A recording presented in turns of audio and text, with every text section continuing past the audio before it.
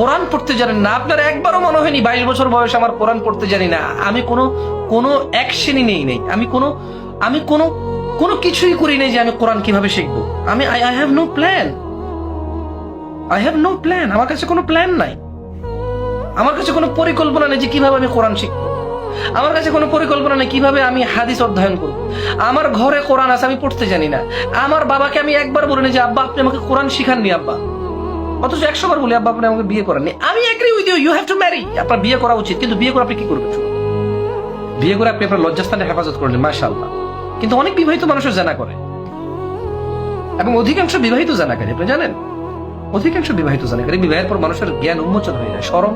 সে জানে একটা মেয়েকে কিভাবে কথা বলতে হয়, একটা মেয়ে জানে একটা ছেলের সাথে কিভাবে সে যোগাযোগ রাখতে হয়, বিকজ অনেক কিছু তার কাছে ইজি হয়ে যায়। বিবাহের আগে এমন অনেক কিছু যেটা কঠিন মনে হয়, যেটা অনেক সমস্যা মনে হয়, বিবাহের পরে অনেক সহজ হয়ে যায়। আল্লাহ হেফাজত করুন। আমি বলছি না যে তাইলে বিবাহ করিয়েন না, বিবাহ করলে অপরাধ সহজ হয়ে যায়, নো, আমি এটা বলছি না। আমি বলছি যে আপনি তো দিন শেখা উচিত।